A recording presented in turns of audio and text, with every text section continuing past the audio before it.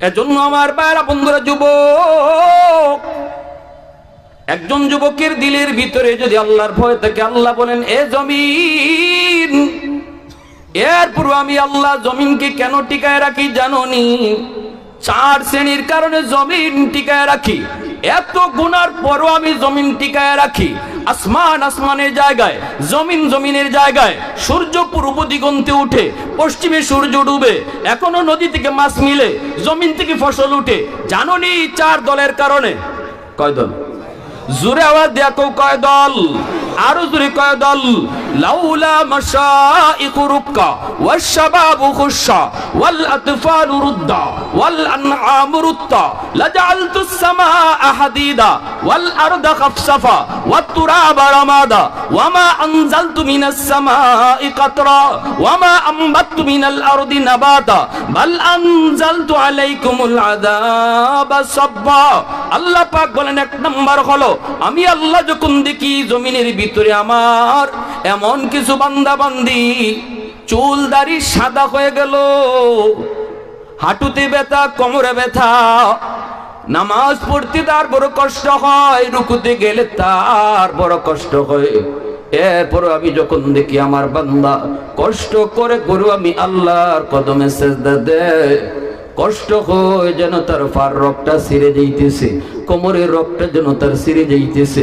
এরপর আমার যেই বান্দা আমার কদমে সেজদা দেয়, মসজিদে যাইতে ভয়, এরপরও লাঠিতে ভর দিয়ে টুক টুক টুক টুক করে করে মসজিদের দরজার সামনে গিয়ে হাজিরা দেয়। আল্লাহ বলে, আমি আমার ওই বান্দার দিকে যখন তাকাই তখন এই জমিনের প্রতি আমার মায়া লেগে যায়। 2 নম্বরে আল্লাহ পাক বলেন, ওয়াশশাবাবু খুশা, এ জমিন, আমি যখন দেখি জমিনের ভিতরে কিছু যুবক যৌবনে পাগলামি করে না, না না, বন্ধুরা তাকে জিনাতে ডাকে কিন্তু যায় না, একটা কথাই কয়, রাতের অন্ধকারে কেউ দেখলো না, কিন্তু আমার আল্লাহ দেখেন গো, সবার চোখে ফাঁকি দেওয়া যায় কিন্তু আল্লাহর চোখে ফাঁকি দেওয়া যায় না। রাতের অন্ধকারে কেউ দেখে না, দেখেন কে? দরজা বন্ধ করলে কেউ দেখে না, দেখেন কি? এইবার ওই যুবক তখন ডাক দেয়া কয়, দোস্ত, না না, আমি চুরিতে যাব না, হাঁস চুরি করব না, ডাব চুরিতে যাব না। ডাবের মালিক দেখলো না কিন্তু আসমানের মালিকরে আমি কই রাখবো?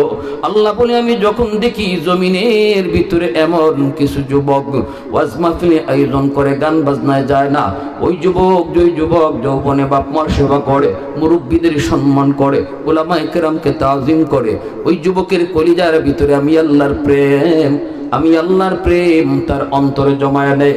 যুবকের কলিজার দিকে যখন আমি আল্লাহ তাকাই তখন এই জমিনের প্রতি আমি আল্লাহর মায়া লেগে যায়। গুনার কারণে আযাব আর গজব আইতে চায়, কিন্তু যখনই আমি আল্লাহ দেখি এমন কিছু যুবক আছে, হাদির মতো যুবক শুক্রবারে আঘাত পাইল, আরেক জুম্মায় আল্লাহর ডাকে চলে গেল। আল্লাহু আকবার। জুম্মার দিনের ইজ্জতের খাতিরে আল্লাহ পাক কবরের আযাব মাফ রাখে। আসসালামু আলাইকুম ওয়া রাহমাতুল্লাহি ওয়া বারাকাতুহু। ইন্নাল হামদালিল্লাহ ওয়াসসালাতু ওয়াসসালামু আলা মান লা নাবিয়্যা বা'দা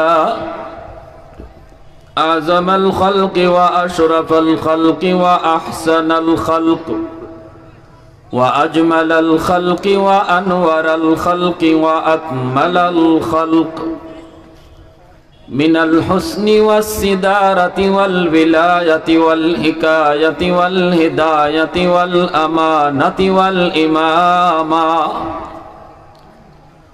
هو عدوة نزمة قدوة رتبة أسوة حسنة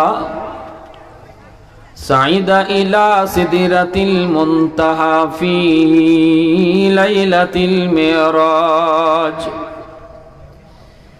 في ليلة المعراج كشف الدجى ثم دنا ثم دنا ثم دنا فتدلى فكان قاب قوسين أو أدنى सल्लल्लाहु अलैहि वअला आलिहि व अस्हाबिहि व बारक वसल्लम तस्लीमन कसीरन कसीरा अम्मा बअद फअऊज़ु बिल्लाहि मिनश शैतानिर रजीम बिस्मिल्लाहिर रहमानिर रहीम इल्लल्लज़ीना आमनू व अमिलुस्सालिहाति फलहुम अज्रुन गैरु ममनून वक़ाल रसूलुल्लाहि सल्लल्लाहु अलैहि वसल्लम ला वरअकल कफ़्फ़ी औ कमा क़ाल नबिय्यु अलैहि सलातु वस्सलाम अल्लाहुम्मा सल्लि अला मुहम्मद व अला आलि मुहम्मद कमा सल्लैत अला इब्राहीम व अला आलि इब्राहीम इन्नका हमीदुम मजीद अल्लाहुम्मा बारिक अला मुहम्मद व अला आलि मुहम्मद कमा बारकत अला इब्राहीम व अला आलि इब्राहीम इन्नका हमीदुम मजीद ऐ हबीबे किबरिया तुम पर सलाम ऐ हमारे दिल रुबा तुम पर सलाम दिल सदा कहता रहा तुम पर सलाम ऐ इमामुल अंबिया तुम पर सलाम मस्जिद अक़सा में जुमला अंबिया मस्जिद अक़सा में जुमला अंबिया मुक़्तदी थे और वहाँ तुम मुक़्तदा मुक़्तदी थे और वहाँ तुम मुक़्तदा ऐ इमामुल अंबिया तुम पर सलाम दिल सदा कहता रहा तुम पर सलाम ला इलाहा इल्लल्लाह ला इलाहा इल्लल्लाह सबाई ला इलाहा इल्लल्लाह ला इलाहा इल्लल्लाह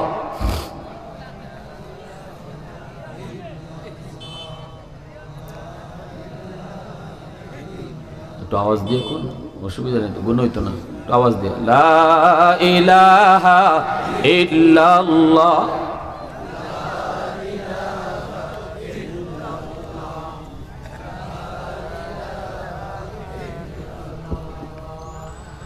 ला इलाहा इल्लल्लाह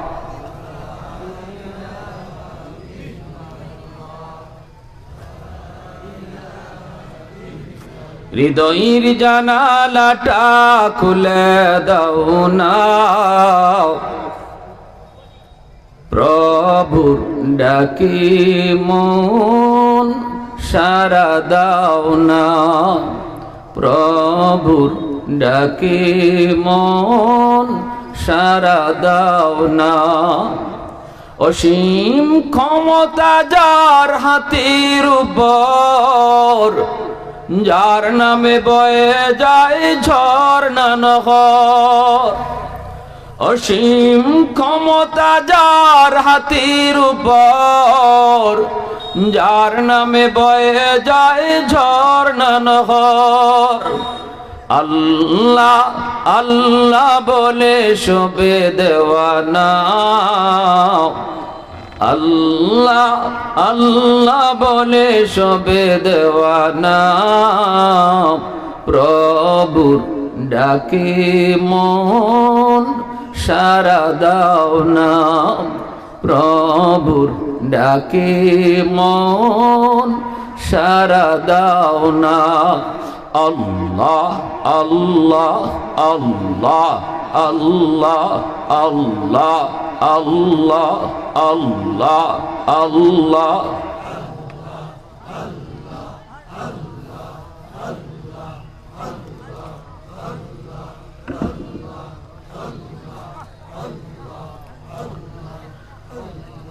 লা ইলাহা ইল্লাল্লাহু মুহাম্মাদুর রাসূলুল্লাহ।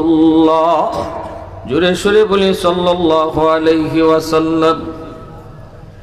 ঐতিহ্যবাহী সৈয়দপুর আগুনকুনা যুব সমাজের উদ্যোগে আয়োজিত আজকের তাফসীরুল কোরআন মাহফিলের সম্মানিত সদরে ইজলাস সভাপতি সাহেব, উপস্থিত জাতির বিবেক উলামায়ে কেরাম, অত্র এলাকার মুরব্বিয়ান এজাম, কলিজার টুকরা যুবক, পর্দার আড়ালে পর্দানিশীন সম্মানিত মা ও বোনেরা, আল্লাহ পাকের দরবারে হাজারো কোটি শুকর যে মালিক আমাকে আপনাকে এই মুহূর্তে দুনিয়ার সকল ব্যস্ততা থেকে মুক্ত করে শুধুমাত্র কেবলমাত্র আল্লাহ এবং আল্লাহর রসুলের মহব্বত আর ভালোবাসা অন্তরে নিয়ে কোরআন হাদিসের মাহফিলে আসার বসার কিছু দিনই কথা শোনার তৌফিক দিয়েছেন।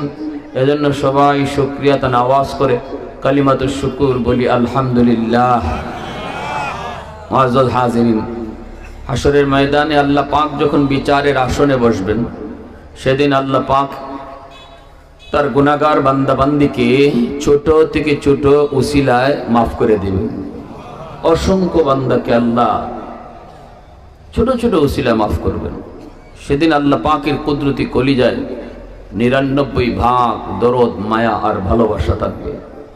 100 ভাগ দরদ মায়ার ভিতরে আল্লাহ 1 ভাগ কায়নাতকে ভাগ ভাগ করে দিলেন। 99 ভাগ দরদ মায়া ভালোবাসা আল্লাহ তার কুদরতি কলিজায় রিজার্ভ রাখছেন। সেই মায়াটা আল্লাহ হাসরের মাঠে দেখাবেন। আল্লাহ সেদিন তার গুনাহগার বান্দাবান্দির পক্ষে থাকবেন। কেন? কারণ আল্লাহ সেদিন বিচারক। জজ সাহেব আসামির পক্ষে থাকে, যারা আইন আদালত কিছু বুঝেন তারা জানবেন। জজ সাহেব তার চিন্তা চেতনায় আসামির পক্ষে থাকে। কোন রকম তার শাস্তি কমানো যায় কিনা এটা তাকে জজের মাথায়। যার কারণে 100% সাক্ষী প্রমাণের ভিত্তিতে তার অপরাধ প্রমাণিত না হলে কোন জজ রায় দেয় না। এমনকি কোন জজ যদি তার বাসা থেকে কোর্টে যাওয়ার পথে নিজের চোখে দেখে কে কাকে খুন করেছে, তবু আদালতে রায় দেওয়ার সময় কোনো জজ কথা বলে না যে এই মামলার সাক্ষী লাগবে কে না, আমি তো নিজেই দেখছি কেটায় কারে খুন করছে। পৃথিবীর কোনো জজ কথা বলবে না, বরং সে বলবে প্রমাণ করো, সাক্ষী আনো, সে যে খুন করছে, সে যে অপরাধ করছে প্রমাণ করো। দুনিয়ার নগণ্য একটা জজ যদি সে দুনিয়ার আদালতে আসামির পক্ষে থাকে, হাসরের মাঠে যেদিন সকল বিচারকের বিচারক আমার আপনার মালিক বিচারের আসনে বসবেন, ওই দিনও আল্লাহ তার গুনাহগার অপরাধীর বান্দাবান্দির পক্ষে থাকবেন। কোন উসিলায় কারে মাফ করা যায়। এক হাদিস শরীফ আল্লাহ রসুল বলেন, একজন মানুষের ফয়সালা হয়ে গেছে জাহান্নাম, সে জাহান্নামের দিকে যাচ্ছে, কিন্তু বারবার পিছনে আল্লাহ পাকের দিকে তাকাইতেছে। আল্লাহ তারে জিজ্ঞেস করবেন ডাক দিয়ে, এ বান্দা, কিরে তোর ফয়সালা হয়ে গেল জাহান্নাম, তুই পিছনে তাকাও কেন? আমার ভাইয়েরা, বন্ধুরা, যুবক, ওই সময় লোকটা ডাক দিয়া কইব, মালিক, দুনিয়ার জমিনে উলামায়ে কেরামের জবানে শুনেছি হাসরের ময়দানে ছোট থেকে ছোট উসিলায় তুমি তোমার বহু বান্দা বান্দিরে মাফ করবা। ও মালিক, কেন জানি আমার মন বলে আজ কোন একটা উসিলা ধরে তুমি আমাকে মাফ করে দাও কিনা, এই বুক ভরা আশা নিয়ে বারবার শুধু তাকাইতেছি। আল্লাহ পাকের কাছে তার কথাটা এত ভালো লাগলো, আল্লাহ পাক ফেরেশতাদেরকে বলবেন আমার বান্দারে ফিরে আনো, তার আমলনামাটা আমি আল্লাহ নিজে আবার দেখব।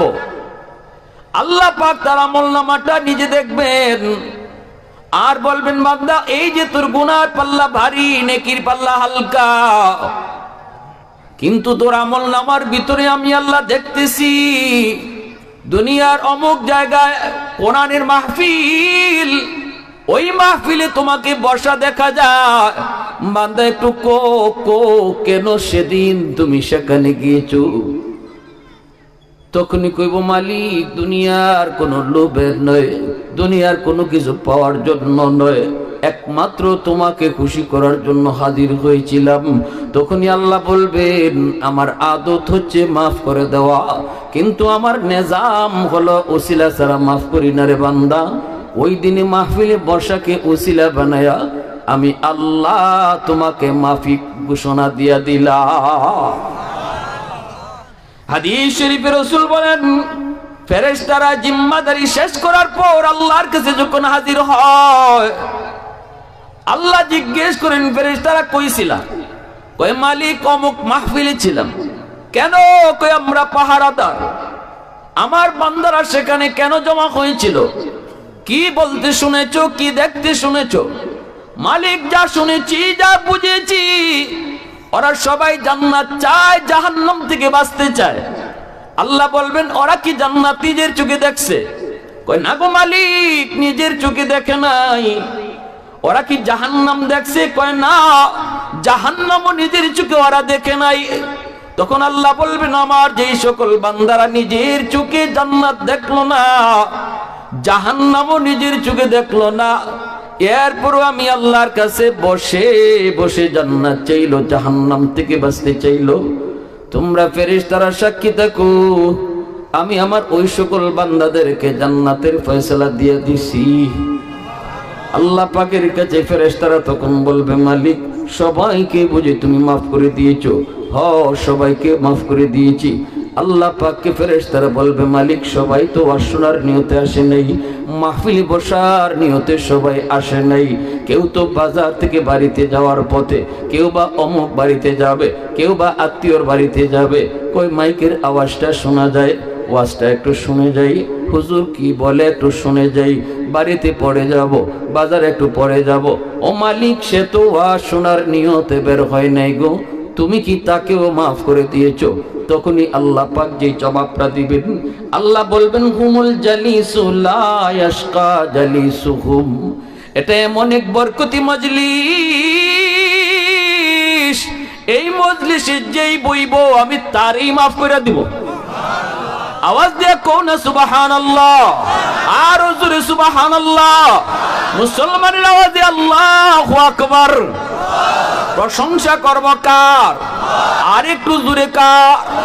ওয়াহদাত কি হিফাজত নেহি বেকুওয়াতে বাজু, ওয়াহদাত কি হিফাজত নেহি বেকুওয়াতে বাজু, आती नहीं कुछ कमी हक ले खुदा दाद, आती नहीं कुछ कमी हक ले खुदा दाद। ऐ मर्द खुदा तुझको क़ुव्वत नहीं हासिल, जा बैठ किसी गार में अल्लाह का कर याद, जा बैठ किसी गार में अल्लाह का कर याद। ये सच है कि बातिल की तरफदार नहीं हम, गद्दार न समझो हमें गद्दार नहीं हम। फूलों की तरह नरम मिजाज अपना है नजर, हम तीर नहीं नेज़ा व तलवार नहीं हम तीर नहीं नेज़ा व तलवार नहीं हम। मुसलमाনের আওয়াজ দেখো আল্লাহু আকবার। এজন্য বলি যুবক, যৌবন কালটা আল্লাহর কাছে বড় দামি। একজন যুবক যৌবনে আল্লাহ পাকের ওলি হতে পারে খুব তাড়াতাড়ি, কারণ যৌবনের ইবাদত যুবককে আল্লাহর ওলি বানায়। এই জমিনে যত আল্লাহর ওলি হয়েছেন প্রত্যেকেই ওলির দপ্তরে নাম লেখাইছেন যৌবনকালে। হাজারো বৃদ্ধ মানুষের সেজদা যদি এক পাল্লায় রাখা হয়, আর একজন যুবকের সেজদা যদি এক পাল্লায় রাখা হয়, যুবকের সেজদার পাল্লা বাড়ি হয়ে যাবে। পবিত্র কুরআনুল কারীমের ভিতরে আল্লাহ পাক সূরাতুত তিনের মধ্যে 4টা কসম খেয়েছেন, ওয়াত-তিন ওয়াজ-যাইতুন ওয়া-তুরি সিনিন ওয়াহাদাল বালাদিল আবিব। আল্লাহ পাক তিনের কসম খাইলেন, জাইতুনের কসম খাইলেন, তোর পাহাড়ের কসম খাইলেন, পবিত্র মক্কা নগরীর কসম খাইলেন। 4টা কসম খাই আল্লাহ পাক বলতেছেন, শোনো, যতদিন তোমার গায়ে শক্তি থাকবে ততদিন যদি আমি আল্লাহর গোলামি করো, ঠিক মতো যদি আমার গোলামি তুমি করো, যৌবনটারে যদি তুমি অবহেলায় নষ্ট না করো, যৌবনে যদি তোমাকে মসজিদে পাওয়া যায়, যৌবনে যদি তোমাকে রোজা রাখতে দেখা যায়, যৌবনকালে যদি তোমাকে মা বাবার সেবা করতে পাওয়া যায়, যৌবনে যদি মুরব্বীদের সম্মান করতে দেখা যায়, যৌবনে যদি উলামায়ে কেরামকে তাজিম করতে পাওয়া যায়, যৌবনে যদি মাথায় টুপি রাখো, মুখে নবীর সুন্নতি দাঁড়িয়ে রাখো, যৌবনে যদি তুমি মসজিদে গিয়ে জামাত পড়ো, তাহাজ্জুদ পড়ো রে যুবক, আল্লাহ পাক 4টা কসম খেয়ে বলেন, যেই বয়সে তুমি পারবা না গায়ে শক্তি না থাকার কারণে, কারণ তোমার গায়ে শক্তি নাই, তুমি দুর্বল, তোমাকে আমি আল্লাহ বৃদ্ধ বানিয়ে দিছি, এখন তুমি চাইলেও মসজিদে যেতে পারবা না, কারণ তোমার গায়ে শক্তি নেই। বড় ভয়, কোথায় জানি মাথা করে আমি পড়ে যাই। ঘরের মধ্যে তুমি নামাজ আদায় করে নিবা, তবুও কিন্তু আমি আল্লাহ কসম খেয়ে বলি, তোমার যৌবনে মসজিদের জামাতের সওয়াবটা আমি আল্লাহ ঘরে নামাজ পড়লো আমল নামায় উঠে দিব। ইল্লাল্লাযীনা আমানু ওয়া আমিলুস সালিহাত ফালাহুম আজরুন গায়রু মামনুন। আল্লাহ বলে যৌবনের কোন আমল, দাইমি আমল আমি আল্লাহ কাটবো না, জারি রাখবো। আল্লাহু আকবার জোরে বলে। তাহাজ্জুদের নামাজ পড়েছো, এখন তুমি ঘুমায় রইছো, গায়ে শক্তি নাই, আল্লাহ ফেরেশতাদেরকে বলবে, এ আমার ফেরেশতারা শোনো, আমার বান্দা যদিও ঘুমায় রইছে, শক্তি ছিল যতদিন ততদিন তাহাজ্জুদের নামাজ রেগুলার পড়েছে, এখন তার শক্তি আমি আল্লাহ কেড়ে নিয়েছি, নিজে নিজে বৃদ্ধ হয় নাই, শক্তি নিজে নিজে ক্ষয় নাই, আমি তারে বুড়া বানাইছি। পৃথিবীতে কোনো মানুষ ইচ্ছা করে বুড়া হয় না। আল্লাহ যদি কাউকে অপশন দিত, তুই জোয়ান থাকতে চাস নাকি বুড়া হইতে চাস, পৃথিবীর কোন মানুষ বুড়া হইতে চাইতো না, সবাই জন থাকতো। এজন্য আল্লাহ ফেরেশতাদেরকে বলবেন, বান্দারে বৃদ্ধ বানাইছি আমি আল্লাহ, বুড়া বানাইছি আমি আল্লাহ, জওয়ান থাকতে তাহাজ্জুদ পড়েছে, এখন সে বৃদ্ধ উঠতে পারে না, তবুও তোমরা তার আমল নামায় ঘুমায় থাকলেও তাহাজ্জুদের সওয়াব উঠায় দাও। এতটা সম্মান আল্লাহ পাক তোমাকে দিবেন, বুড়া বয়সে মানুষ তোমার দাম দিতে চাইবে না। ঘরে বৃদ্ধ হলে দাম পাওয়া যায় না, সমাজেও বুড়া হইলে দাম পাওয়া যায় না। এমনও কেউ কয়, মিয়া আস্তে কথা কও, এখন তুমি বুড়া হয়ে গেছো, আগের মতো হাউক ডক দিও না। ঘরের ভিতরেও বিবি সাহেব কয়, কম কথা কও, ফুলাফানে এখন বেশি বুঝে, আগের দিন নাই। এইভাবে তোমার সব জায়গায় তুমি শুধু ছেয় হও, কিন্তু আমি আল্লাহ তোমাকে দামি বানাবো। যখন কেউ দাম দিতে চাইবে না, আমার কাছে তুমি দামি। কোন সময় যদি যৌবনটারে তুমি ইবাদতের কাজে লাগাও, যৌবনটারে যদি ইবাদতের কাজে লাগাও, শক্তিটারে যদি আমি আল্লাহর গোলামির ভিতরে তুমি খাটাও, যেই বয়সে তোমাকে কেউ মূল্য দিতে চাবে না, আমি আল্লাহ তোমাকে দামি বানায় দিব, আমি আল্লাহ তোমাকে দামি বানায় দিব। এজন্য দেখবেন যেই যুবক যৌবনে ইবাদত করে, আল্লাহর গোলামি করে, আল্লাহ পাকের হুকুম আহকাম মেনে চলে, না না বন্ধুদের সাথে সে অন্যায় কাজে যায় না, বন্ধুদের সাথে চুরি ডাকাতিও করে না, ইয়াবা গাঞ্জা মদ খায় না, না না বাপ মার সাথে বেয়াদবি করে না, ওই যুবক যতদিন যায়, বয়স যত বাড়ে, আল্লাহ তত তার সম্মান বাড়ায়। ঠিক কিনা জোরে বলেন? হাদিস শরীফে আল্লাহ পাক বলেন, জানো নি, হাদিসে কুদসি আল্লাহ বলেন, আলা কুল্লা ইয়াউমিন ওয়াল আরদা ইস্তাজিলু রাব্বাহু ওয়াল বাহরা ইস্তাজিলু রাব্বাহু। আল্লাহ বলেন, জানো নি, প্রতিদিন কিন্তু জমিন আমি আল্লাহর কাছে দরখাস্ত করে, মালিক অনুমতি দিবানি। আল্লাহ নাফরমানদের নাফরমানি আমি জমিন আর কত দেখব? আল্লাহ শুকরের 5 তলা বাড়ির বোঝা আমি জমিন আর কতদিন নিব গো? আসবিরু ইলা মাতা আসবিরু, ধৈর্য ধরতেছি তো আর কতকাল ধৈর্য ধরব? জমিনে কই মালিক, ঘুষখোরের 10 তলা বাড়ির বোঝা আমি জমিন আর কতদিন নিব? বেনামাজির পায়ের শব্দ আর কতদিন শুনবো? আল্লাহ গাঞ্জাখোরের পায়ের আওয়াজ আমি কতদিন আর নিব? আল্লাহর কাছে জমিন প্রতিদিন এইরকম দরখাস্ত করে, মালিক অনুমতি দাও, আবতালি ইবনা আদম ফি কারি, আমি ওই নাফরমান গুলাকে আমার জমিনের পেটে গিলে ফেলি।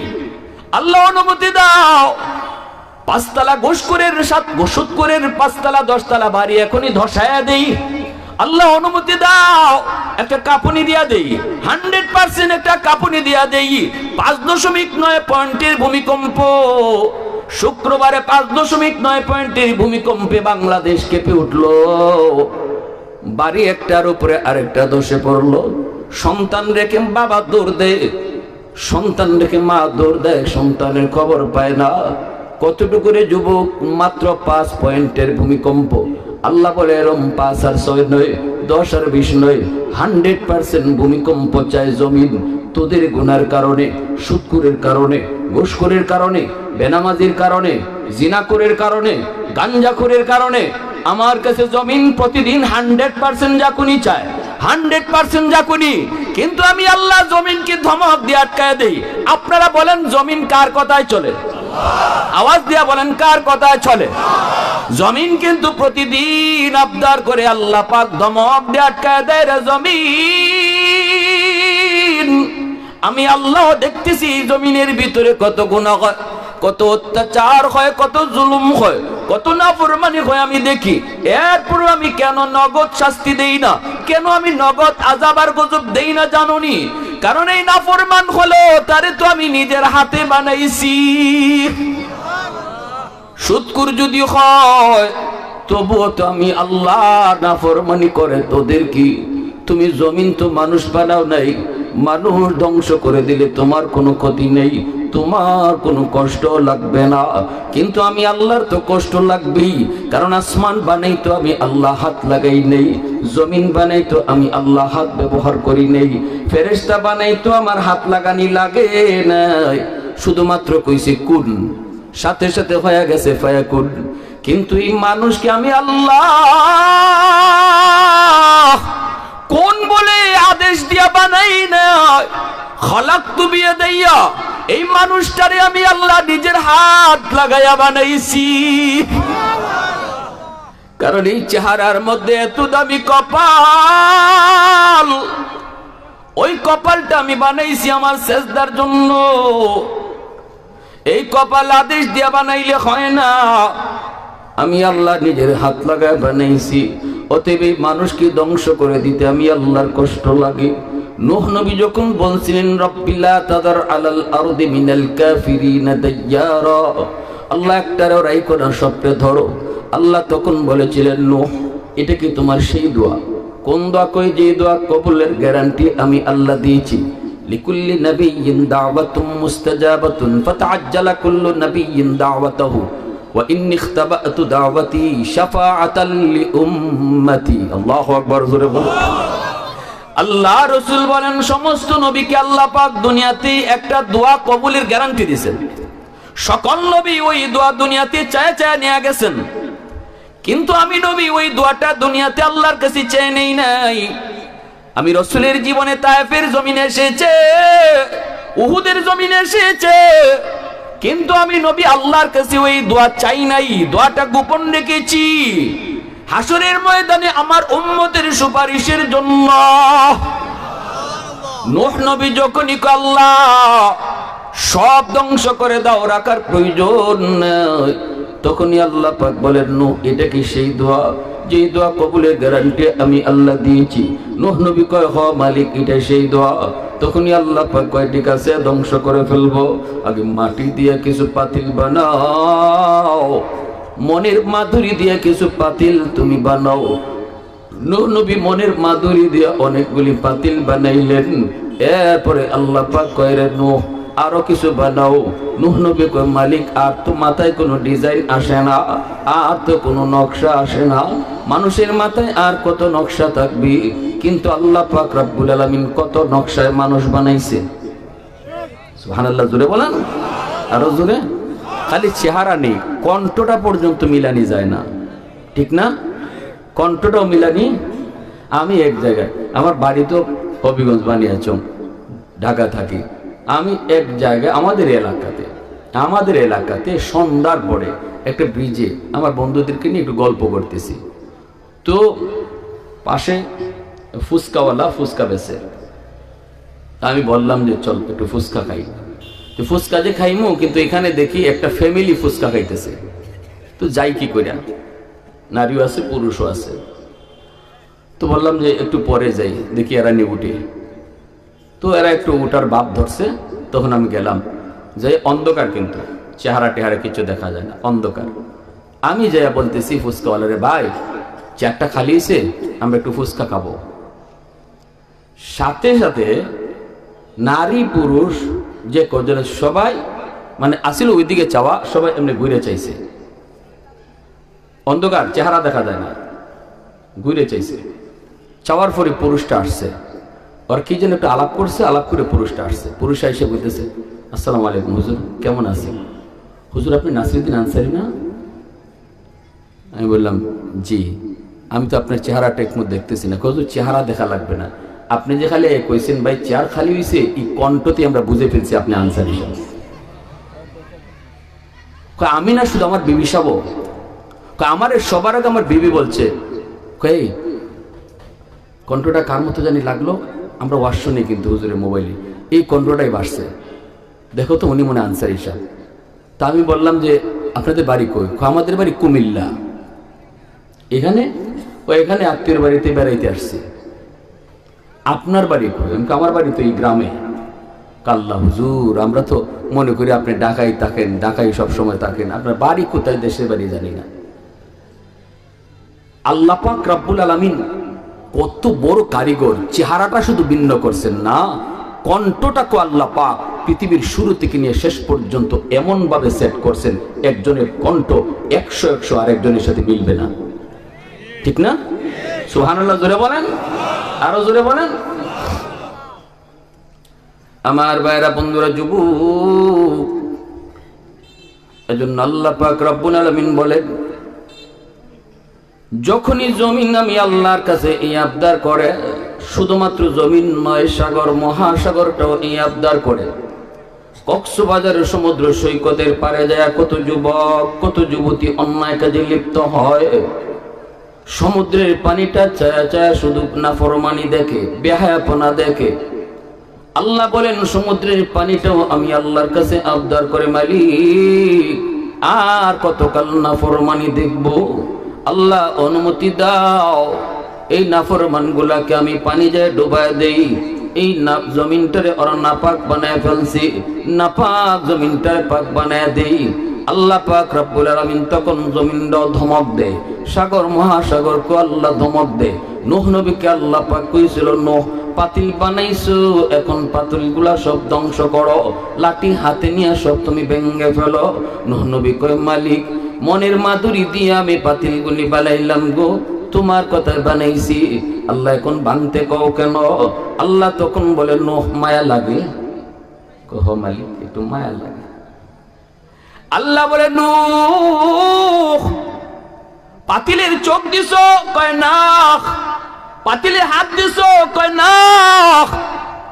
পা দিছো, না। কথা বলতে পারে, কয় না।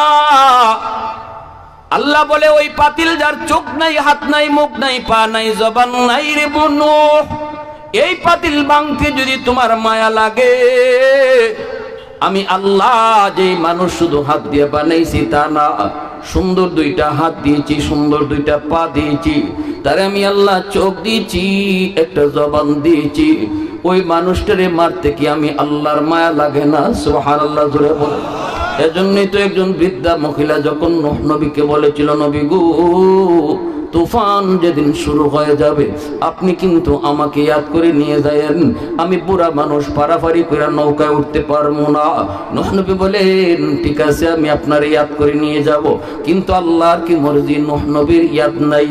চলে গেলেন সঙ্গী সাথীদের নিয়ে। সেই জাহাজ যদি পাহাড়ে লাগলো, তামাম দুনিয়া পানির নিচে ডুবে গেল, বড় বড় বিল্ডিং গুলো আল্লাহ পাক তছনছ করে দিল, সব আল্লাহ পাক মাটির সাথে মিশিয়ে দিল, পানিও চলে গেল। এরপরে নূহ নবীর মনে পড়লো সেই বৃদ্ধা মহিলার কথা, সেই বুড়িমার কথা। এইবার আল্লাহর কাছে বলতেছে, মালিক আমি তো একটা ভুল করে ফেলেছি, বুড়িমার কথা ভুলে গেছি। আল্লাহ পাক কয়েকটু যায় দেখো তোমার বুড়িমা আসেনি। সুবহানাল্লাহ। নূহ নবী আসলেন, আইসা দেখেন বুড়িমার ভাঙ্গা ঘর আগের মতোই দাঁড়ায় আছে। এইবার পয়গম্বর কই, মালিক কিছুই তো বুঝি নাই, আল্লাহ কিছুই তো বুঝি নাই, তোমার কুদরত বুঝা বড় দায়। আল্লাহ বড় বড় অট্টালিকা তুমি মাটির সাথে মিশে দিয়েছো, কিন্তু এই বুড়িমার এই ভাঙ্গা ঘর তুমি কেমনে রাখছো? আল্লাহ পাক কয়, নূহ রে, শুধু বা ঘর রাখছি তা না, আমার বান্দিরে তুমি ডাক দাও। নূহ নবী তখন ডাক দেয়া কয়, মা, ও মা। ভিতর থেকে বুড়িমায় কয়, নবী গো, তুফান কি শুরু হয়ে গেছে নাকি? পয়গম্বর সেজদায় পড়ে আল্লাহর কাছে কান দেয়া কয়, মালিক কিছুই তো বুঝি না, একটু কও কেমনে কি হয়েছে, একটু কও। তখনই আল্লাহ পাক কয়, নূহ তুমি তো নবী, আর আমার এই বান্দী ছিল তোমার উম্মত, নবী হইয়া তুমি উম্মত বলতে পারো রে, কিন্তু আমি আল্লাহ কখনো আমার বান্দা বান্দি বলতে পারি না। একটু আওয়াজ দিয়ে কও না সুবহানাল্লাহ। মুসলমানের আওয়াজে কও না সুবহানাল্লাহ। আওয়াজ সময় মতো দেওয়া লাগেনি না লাগে না? সময় মতো যুবক তুমি আওয়াজ দিও, বলতেছি যৌবনটারে কাজে লাগাও। তোমার মতো একজন যুবক ছিল শহীদ ওসমান হাদি, যৌবনটারে কাজে লাগাইছে, যৌবনে পাগলামি করে নাই, বন্ধুদের সাথে খারাপ কাজে যায় নাই, যৌবনটারে আল্লাহর গোলামিতে কাটাইছে। সব সময় বন্ধুদেরকে নামাজের কথাটাই বলতো। ঢাকা ইউনিভার্সিটিতে পড়ালেখা করেছে, ঢাকা ইউনিভার্সিটিতে পড়ালেখা করেছে, বাংলাদেশের সর্বোচ্চ বিদ্যাপীঠ, যেখানে গেলে পরে আমরা মনে করি সব নাস্তিক হয়ে যায়। সেই নাস্তিকদের ভিড়ে যাইও ওসমান হাদি কোরআনের সৈনিক হয়েছে, কারণ তার শুরুতেই লেখাপড়া ছিল মাদ্রাসা দিয়া, শুরুটা ছিল আল্লাহর কোরআনের পরিচয় দিয়া, তার জীবনের পড়ালেখা শুরু ছিল রসুলের প্রেম দিয়া, তার জীবনের পড়ালেখা শুরু ছিল মুসলমানি শিক্ষার দ্বারা। আওয়াজ দিয়ে ঠিক কিনা? যুবক, তোমার জন্য কলেজে পড়া দোষ নয়, তোমার জন্য ভার্সিটিতে পড়াও দোষ নয়, তোমার জন্য ডাক্তার ইঞ্জিনিয়ার হওয়াটাও দোষ নয়। সব যদি মুফতি সাহেব হয়ে যায়, ডাক্তার হবে কে? অতএব আমি বলি মুফতি সাহেবের সাথে ডাক্তার হও, কিন্তু হাদির মতো যুবক হও, হাদির মতো সন্তান হও। ফয়সলের মতো খুনি হয় না। ফয়সল যুবক, হাদিও যুবক, কিন্তু দুজনের ভিতরে আকাশ পাতাল তফাৎ। আজ যদি ফয়সল মারা যায়, খুনি ফয়সল যদি মারা যায়, বাংলার মানুষ আনন্দ করবে আর বলবে কুত্তা মরছে। আর আজকে হাদি শহীদ হলো, বাংলার প্রতিটা ঘরে ঘরে কান্নার রোল পড়ে গেল। কারণটা কি? যুবক, হাদি তার যৌবনটারে পাগলামিতে কাটায় নাই, যৌবনে ইবাদত করার দ্বারা সে গোপনে গোপনে আল্লাহর ওলির খাতায় নাম উঠায় রাখছে, আল্লাহর ওলির খাতায় যৌবনে নাম উঠায় রাখছে। বাইরে দেখেন না, মারা গেল, শহীদ হলো, কিন্তু বিবি কেমন পর্দা করে হাসপাতালে আসলো।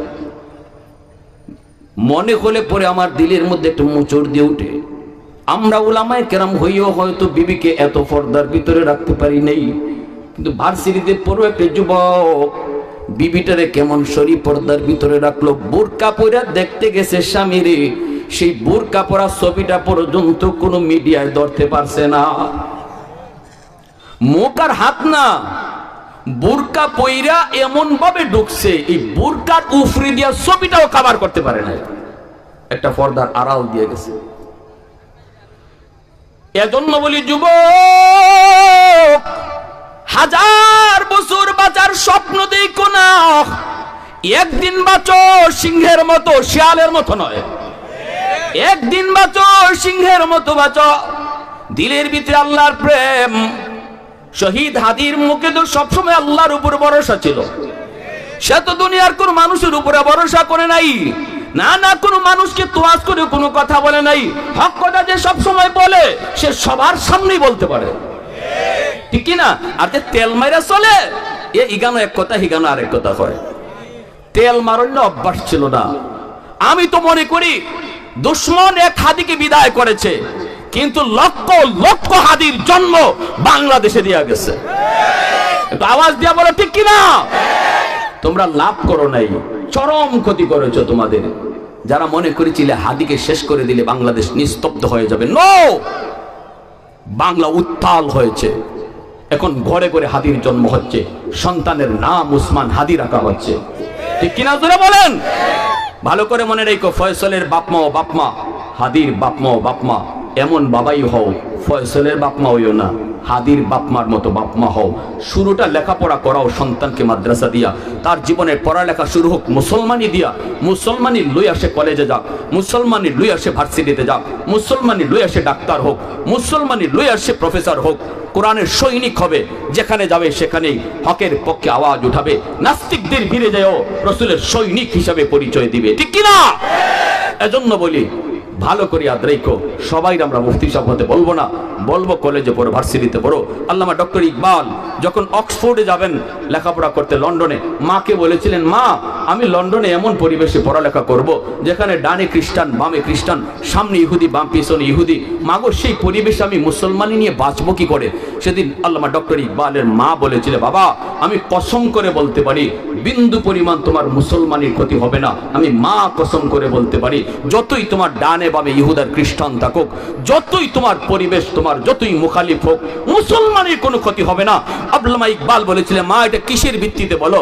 মা বলেছিল, বাবা শিশুকালে আমি তোমার চোখে মদিনার সুরমা লাগাইয়া দিছি, এজন্য আমি মা বিশ্বাস করি টিচার তোমার ইহুদি, তাকায়া দেখবে মদিনা, ডানে তোমার খ্রিস্টান, তাকালে দেখবে তুমি মক্কা, বামে তোমার ইহুদি, তাকাইলে দেখবে মদিনা, কারণ মদিনা আর মক্কাই শুধু তুমি দেখবে। আজ আমরা আমাদের শিশুকে ওই দেখা যায় তাল গাছ, ওই আমাদের গা দেখায়া দেখায়া তার জীবনের পড়ালেখা শুরু করাই। আমি যদি আমার সন্তানের পড়ালেখা শুরু করাইতাম, ওই দেখা যায় মক্কা, ওই দেখা যায় মদিনা, আমার সন্তানের শিশুকালেই তার দিলের ভিতরে মক্কা মদিনা বসে যেত। আকদম বাগদম গুরাড্ডম সাজে শিখায় শিখায় বড় করবা। আজ পর্যন্ত কেউ বলতে পারবে যে আকদম অর্থ কি? কি? এজন্য মনে রাখবেন, সন্তান বাপমার কাছে আমানত, মালিক না, আল্লাহ হলেন মালিক, সন্তান হলো বাপমার কাছে আমানত। এই আমানতের ব্যাপারে জবাব দিতে হবে আল্লাহর দরবারে। সন্তান আল্লাহর কাছে কিন্তু মামলা দিয়ে বসবে, আল্লাহ আমার বাপমা আমার ব্যাপারে খেয়ানত করছে, আমার এমন জায়গায় পড়ালেখা করাইছে যেখানে সাইকেল দৌড়ানি শিখাইছে, ব্যাঙ্গের ফাল শিখাইছে, কিন্তু নামাজ শিখায় নাই, ঠিক কিনা? ব্যাঙ্গের ফাল শিখাইছে, নামাজ শিখায় নাই, সাইকেল দৌড়ানি শিখাইছে, রোজার ট্রেনিং দেয় নাই, হালাল হারামের পরিচয় শিখায় নাই। আমি তো এমন হয়ে দুনিয়াতে আসি নাই, আমি তো এসেছিলাম তোমার রাসূলের হাদিস মোতাবেক, কুল্লু মাউলুদিন ইউলাদু আলাল ফিতরা ফাআবাওয়াহু ইউহাব্বিদানিহি আও ইউনাসসিরানিহি আও ইউমাজ্জিসানিহি। আমি তো আব্দুল কাদের জিলানী, আমি তো মঈনুদ্দিন চিশতি ছিলাম, আমার বুজুর্গি নষ্ট করলো কে? মালিক তাদেরকে ডাকো, তাদেরকে ডাকো। আমি তো মঈনুদ্দিন চিশতি ছিলাম, আমি তো এসেছি চিশতি হইয়া, আমি তো এসেছি জিলানী হইয়া। ভালো করে মনে রাখবেন, পৃথিবীতে যত সন্তান আগমন করে প্রত্যেকেই আব্দুল কাদের জিলানী যেমন ওলি, মঈনুদ্দিন চিশতি যেমন ওলি, এমন উইলায়াত নিয়ে দুনিয়াতে আগমন করে। এর উইলায়াত নষ্ট করে ঘরে তার মা, ঘরে তার বাবা, ঘরের পরিবেশ তার ওলায়ত নষ্ট করলো। মা টেলিভিশন দেখে সন্তানকে সাথে নিয়ে দেখে, সন্তান টেলিভিশন দিকে অভ্যস্ত ছিল না, নাচ গান দিকে অভ্যস্ত ছিল না। আমার সন্তানকে বেহায়া বানাইলাম আমি বাপ মা, আমার সন্তানকে আমি বেহায়া ট্রেনিং দিলাম বাপ মা। আমি মা বেনামাজি, আমি মা বেফরদায় চলি, সন্তান বেফরদা দেখা দেখা তার বিলায়ত নষ্ট করেছে আমি মা। এজন্য হাসরের মাঠে সন্তান বাপ মার বিরুদ্ধেই মামলা দিবে সবার আগে। রব্বানা আতিহিম দিফাইন মিনাল আযাব ওয়াল আনহুম লানান কাবীরা। আল্লাহ আমাকে যেই পরিমাণ শাস্তি তুমি জাহান্নামে দিবা, আমার বাপ মারে ডাবল শাস্তি দাও। কষ্ট নিয়েন না, এটা আমার কথা না। মা বাবারে দোষ দিবেন আল্লাহ রাসূল নিজে। রাসূল নিজে বলছেন, রাসূলের কথার মধ্যে কোনো সন্দেহ থাকতে পারে? জোরে বলেন পারে? এজন্য আমার ভাইরা বন্ধুরা, যুবক, একজন যুবকের দিলের ভিতরে যদি আল্লাহর ভয় থাকে, আল্লাহ বলেন এ জমিন, এরপর আমি আল্লাহ জমিনকে কেন টিকায় রাখি জানোনি? 4 শ্রেণীর কারণে জমিন টিকায় রাখি। এত গুনার পরও আমি জমিন টিকায় রাখি। আসমান আসমানের জায়গায়, জমিন জমিনের জায়গায়। সূর্য পূর্ব দিগন্তে উঠে, পশ্চিমে সূর্য ডুবে, এখনো নদী থেকে মাছ মিলে, জমিন থেকে ফসল উঠে। জানোনি 4 দলের কারণে? কয় দল? জোরে আওয়াজ দেখো, কয় দল? আরো জোরে কয় দল?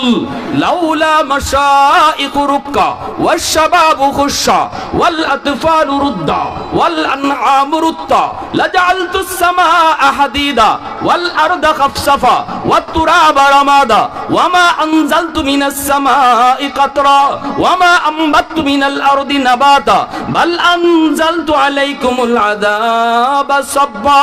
আল্লাহ পাক বলেন, 1 নাম্বার হলো আমি আল্লাহ যখন দেখি জমিনের ভিতরে আমার এমন কিছু বান্দা বান্দি চুল দাড়ি সাদা হয়ে গেল, হাঁটুতে ব্যথা, কোমরে ব্যথা, নামাজ পড়তে তার বড় কষ্ট হয়, রুকুতে গেলে তার বড় কষ্ট হয়। এরপর আমি যখন দেখি আমার বান্দা কষ্ট করে গরু আমি আল্লাহর কদমে সেজদা দেয়, কষ্ট হয় যেন তার ফার রক্তটা ছিঁড়ে যাইতেছে, কোমরের রক্তটা যেন তার ছিঁড়ে যাইতেছে। এরপর আমার যেই বান্দা আমার কদমে সেজদা দেয়, মসজিদে যাইতে ভয়, এরপরও লাঠিতে ভর দিয়ে টুক টুক টুক টুক করে করে মসজিদের দরজার সামনে গিয়ে হাজিরা দেয়। আল্লাহ বলে, আমি আমার ওই বান্দার দিকে যখন তাকাই, তখন এই জমিনের প্রতি আমার মায়া লেগে যায়। 2 নম্বরে আল্লাহ পাক বলেন, ওয়াশাবাবু খুশা, এ জমিন, আমি যখন দেখি জমিনের ভিতরে কিছু যুবক যৌবনে পাগলামি করে না, না না, বন্ধুরা তাকে জিনাতে ডাকে কিন্তু যায় না, একটা কথাই কয়, রাতের অন্ধকারে কেউ দেখলো না, কিন্তু আমার আল্লাহ দেখেন গো। সবার চোখে ফাঁকি দেওয়া যায়, কিন্তু আল্লাহর চোখে ফাঁকি দেওয়া যায় না। রাতের অন্ধকারে কেউ দেখে না, দেখেন কে? দরজা বন্ধ করলে কেউ দেখে না, দেখেন কি? এইবার ওই যুবক তখন ডাক দেয়া কয়, দোস্ত, না না, আমি চুরিতে যাব না, হাঁস চুরি করব না, ডাব চুরিতে যাব না। ডাবের মালিক দেখলো না, কিন্তু আসমানের মালিকরে আমি কই রাখবো? আল্লাহ বলে, আমি যখন দেখি জমিনের ভিতরে এমন কিছু যুবক ওয়াজ মাহফিলে আয়োজন করে, গান বাজনায় যায় না, ওই যুবক যৌবনে বাপ মার সেবা করে, মুরব্বীদের সম্মান করে, উলামায়ে কেরামকে তাজিম করে, ওই যুবকের কলিজার ভিতরে আমি আল্লাহর প্রেম, আমি আল্লাহর প্রেম তার অন্তরে জমায়া নেয়। যুবকের কলিজার দিকে যখন আমি আল্লাহ তাকাই, তখন এই জমিনের প্রতি আমি আল্লাহর মায়া লেগে যায়। গুনার কারণে আযাব আর গজব আইতে চায়, কিন্তু যখনই আমি আল্লাহ দেখি এমন কিছু যুবক আছে, হাদির মতো যুবক, শুক্রবারে আঘাত পাইল, আরেক জুম্মায় আল্লাহর ডাকে চলে গেল। আল্লাহু আকবার। জুম্মার দিনের ইজ্জতের খাতিরে আল্লাহ পাক কবরের আযাব মাফ রাখে। সুবহানাল্লাহ। ও মুসলমান হইল, এ যদি কাফির হয় তবুও জুম্মার দিনের ইজ্জতের খাতিরে কবরের আযাব স্থগিত। আল্লাহু আকবার জোরে বলেন। সে শাস্তি হবে, আল্লাহর কাছে বিচারে শাস্তি পাবে। তাহলে জুম্মার দিনে মরণ এটা সবার নসিবে হয় না। আঘাতটাও পাইছে শুক্রবারে, আল্লাহটাকে সারাও দিয়েছে শুক্রবারে। আল্লাহ বলে, আমি যখন দেখি জমিনের ভিতরে এমন কিছু যুবক পাগলা ঘোড়ার লাগাম টান দিয়া ধরে, যৌবনের পাগলা ঘোড়ারে দৌড় দিতে দেয় না, আমি আল্লাহর ভয় কলিজায়, আমি আল্লাহর ভয় তার কলিজায়। ওই যুবকের কলিজার দিকে যখন আমি তাকাই, তখন ওই জমিন, যেই জমিনের দিকে গুনাহ ধেয়ে আসছে, গুনার কারণে গজব ধেয়ে আসতেছে, গজব স্পিডে আসতেছে। গুনার বৈশিষ্ট্য হলো গজব টেনে আনা, গজব টেনে আনা, গজব টেনে আনা। তখনই আমি আল্লাহ আমার রহমতকে ছেড়ে দেই। ইন্না রহমতি সাবাকাত আলা গজাবি, আমার রহমতকে আমি আল্লাহ ছেড়ে দেই। গজবের আগে রহমত চলে যায়, বান্দা বান্দি আর গজবের মাঝখানে আমার রহমত হাত উঠায় দাঁড়ায় যায়। আল্লাহু আকবার জোরে বলে। বাবা যখন সন্তানকে মারতে যায়, মা যদি মাঝখানে হাত উঠায় দাঁড়ায় যায়, তখন কিন্তু বাবাই মারতে পারে না। এজন্য আল্লাহ বলেন, মানুষ তোর গুনার কারণে যখন আযাব আর গজব আসতে চায়, আমি আল্লাহ তখন জমিনে চাই। জমিনে চাই দেখি এমন কিছু যুবক জমিনে আছে যাদের কলিজার ভিতরে আমি আল্লাহর প্রেম, দুনিয়ার নাপাক প্রেম অন্তরে জন্ম দেয় না। ওই যুবকের দিকে তাকানো মাত্রই আমি আমার রহমতকে ছেড়ে দেই, আর রহমত তখন গজবের আগে চলে যায়। ওয়াল আতফালু রুদ্দা ওয়াল আনআমু রুদ্দা, আল্লাহ বলেন 3 নম্বর হলো ঘরে ঘরে কিছু শিশু, অবুঝ বাচ্চা, নিষ্পাপ, এদের কোনো গুনাহ নাই, আযাব আর গজব আসতে চায়, কিন্তু আমি দেখি ওই ঘরের মধ্যে 2টা অবুঝ নিষ্পাপ বাচ্চা রয়েছে, যাদের কোনো গুনাহ নেই, শরীয়তের কোনো বিধিবিধান ওর উপরে জারি হয় নেই, বাচ্চাটার উপরে নামাজ ফরজ না, রোজা ফরজ না, অতএব ওই বাচ্চাটাও গজবের ভিতরে পড়ে যাবে। বাবার গুনার কারণে, মার গুনার কারণে, ভাইয়ের গুনার কারণে ঘরে গজব আসতে চায়, কিন্তু ওই গজবের ভিতরে অবুঝ নিষ্পাপ বাচ্চাটাও পড়ে যায়। আমি আল্লাহ যখন ওই বাচ্চার দিকে তাকাই, তখন আমার রহমতকে আমি ছেড়ে দিই। আল্লাহু আকবার। রহমত তখন গজবের আগে চলে যায়। এজন্য অবুঝ নিষ্পাপ বাচ্চাদেরকে মারবেন না, অহেতুক গালাগালি করবেন না, এদেরকে কষ্ট দিবেন না, কারণ তোমার আমার গুনার কারণে আমার ঘরে রিজিক বন্ধ হয়ে যেত রে যুবক, কিন্তু আল্লাহ ঘরে রিজিক জারি রাখছে অবুঝ ওই বাচ্চাটার উসিলায়। 4 নম্বর আল্লাহ বলেন ওয়াল আনআমু রুদ্দা, আর ওই চতুষ্পদ জীব জানোয়ার যাদের কোনো গুনাহ নাই, আযাব গজব আইলে এই গরু ছাগল হাঁস মুরগি গজবে পড়ে যাইতো, ওদের দিকে তাকাইলেও জমিনের প্রতি আমার মায়া লাগে। আল্লাহ বলে এই 4 দল যদি না থাকতো, লা জাআলতুস সামাআ হাদিদা।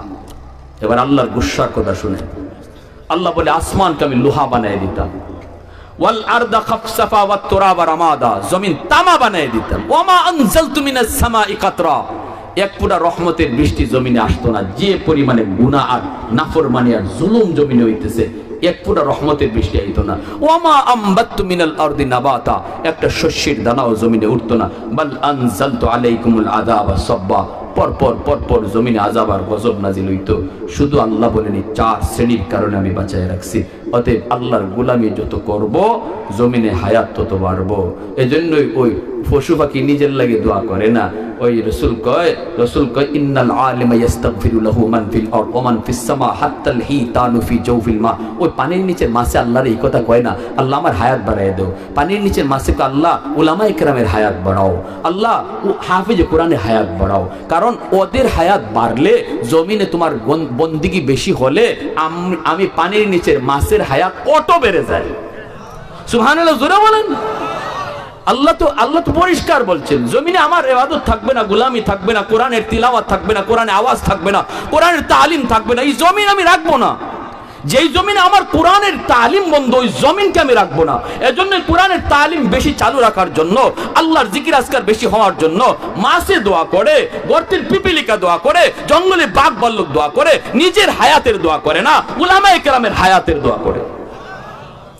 আল্লাহ আমাদের সবাইকে সবগুলো কথা বুঝার এবং মানার, আমল করার তৌফিক দান করুন। বিশেষ করে এখানে যারা আমরা যৌবন কাল পেয়েছি, গায়ে যতদিন শক্তি আছে, আল্লাহ পাক আমাদের এই শক্তিটাকে পরিপূর্ণরূপে এটাই নিয়ামতের কদর কইরা আল্লাহর গোলামি করার তৌফিক দান করুন। বৃদ্ধ বয়সে গড়ে বইয়া আমরা ইবাদতের পেনশন পাইমু, বৃদ্ধ বয়সে গড়ে বইয়া ইবাদতের পেনশন পাইমু। আল্লাহ পাক মসজিদে যাইতে না পারলেও আল্লাহ মসজিদের সব দিয়া দিব, যদি গায়ে শক্তি না থাকে। আল্লাহ আমাদের সবাইকে আমাদের শরীরের শক্তির নিয়ামতের কদর করার তৌফিক দান করুন।